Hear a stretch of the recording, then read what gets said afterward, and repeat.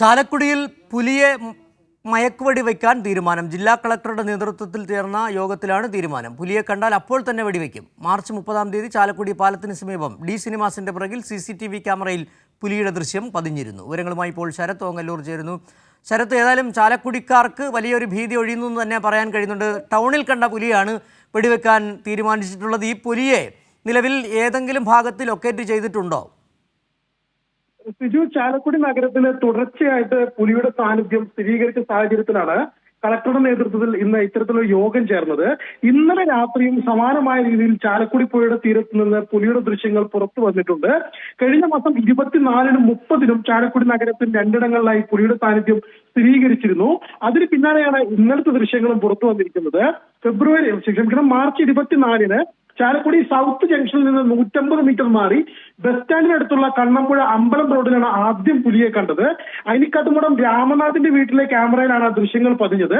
ദൃശ്യങ്ങൾ പരിശോധിച്ച വനം വകുപ്പ് ഇത് പുലി തന്നെയാണെന്ന് സ്ഥിരീകരിച്ചിരുന്നു. തുടർന്ന് നിരീക്ഷണ ക്യാമറകളും പുലിയെ പിടികൂടുന്നുള്ള കൂടും സ്ഥാപിച്ചിരുന്നെങ്കിലും ബലം ഉണ്ടായിരുന്നില്ല. അതിന് പിന്നാലെയാണ് മാർച്ച് 28-ന് അന്നനാട് കുറുവക്കാട് സ്വദേശി ജനാർദ്ദന മേനോന്റെ വീട്ടിലെ വളർത്തുനായയെ പുലി ആക്രമിച്ചത്.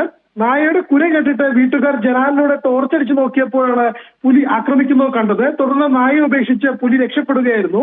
മാർച്ച് 30-ാം തീയതി സമാനമായ രീതിയിൽ ചാലക്കുടി പാലത്തിന് സമീപം ഡി സിനിമാസിന്റെ പുറകിലുള്ള ലൈൻ ക്ലബിന്റെ താഴത്തെ പുഴയുടെ തീരത്തുള്ള CCTV ക്യാമറയിലും പുലിയുടെ ദൃശ്യങ്ങൾ പതിഞ്ഞിരുന്നു.